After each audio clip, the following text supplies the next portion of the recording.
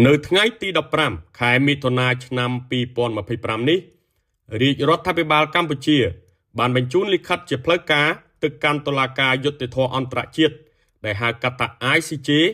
ដើម្បីជួយស្វែងរកដំណោះស្រាយពាក់ព័ន្ធទៅនឹងបញ្ហាវិវាទព្រំដែននៅតំបន់ប្រាសាទតាមាន់ធំប្រាសាទតាមាន់តូចប្រាសាទតាក្របីនិងតំបន់មុំបីដែលត្រូវនឹងថ្ងៃប្រវត្តិសាស្ត្រ63ឆ្នាំមុនដែលតុលាការយុត្តិធម៌អន្តរជាតិ ICJ បានសម្រេចឲ្យកម្ពុជាឈ្នះលើរឿងក្តីប្រាសាទព្រះវិហារផងដែរនៅលើគេហទំព័រ Facebook ផ្លូវការរបស់សម្ដេចមហាបវរធិបតីហ៊ុនម៉ាណែតនាយករដ្ឋមន្ត្រីនៃកម្ពុជាដែលមានឈ្មោះថាហ៊ុនម៉ាណែតបានលើកឡើងទាំងស្រុងដូចនេះថាកម្ពុជាជ្រើសយកច្បាប់អន្តរជាតិនិងសន្តិភាពថ្ងៃនេះទី15ខែមិថុនាឆ្នាំ2025រាជរដ្ឋាភិបាលកម្ពុជាបានបញ្ជូនលិខិតជាផ្លូវការទៅកាន់តុលាការយុត្តិធម៌អន្តរជាតិដែលហៅកាត់ថា ICJ ដើម្បីជួយស្វែងរកដំណោះស្រាយពាក់ព័ន្ធទៅនឹងបញ្ហាវិវាទព្រំដែន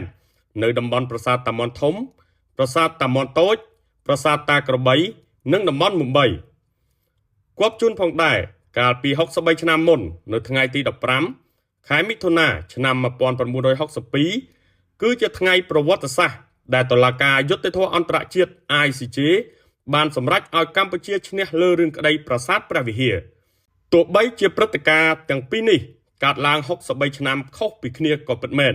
ប៉ុន្តែស្មារតីនិងគោលបំណងគឺដូចគ្នាគឺកម្ពុជាជ្រើសរើសយកការដោះស្រាយដោយសន្តិវិធីផ្អែកលើច្បាប់អន្តរជាតិតាមរយៈយន្តការតុលាការយុត្តិធម៌អន្តរជាតិ ICJ សម្រាប់ការដោះស្រាយបញ្ហាព្រំដែននៅតំបន់ដែលមានលក្ខណៈស្មុគស្មាញខ្លាំងនិងមានហានិភ័យខ្ពស់នៃចំនួនប្រដាប់អាវុធហើយដែលយន្តការទ្វេភាគីមិនអាចដោះស្រាយចប់ដូចជានៅតំបន់ព្រះវិហារកាលពីជាង60ឆ្នាំមុន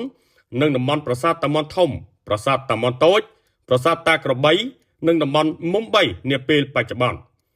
កម្ពុជាត្រូវការតែយុត្តិធម៌ភាពត្រឹមត្រូវនិងច្បាស់លាស់មួយក្នុងការកំណត់ខ្សែព្រំដែនជាមួយប្រទេសជិតខាងដើម្បីកុំឲ្យកូនចៅជំនាន់ក្រោយនៅបន្តមានបញ្ហាមិនចេះចប់ជាមួយគ្នាសូមជនរួមជាតិទាំងអស់ផ្ដល់ការទុកចិត្តមកលើរាជរដ្ឋាភិបាល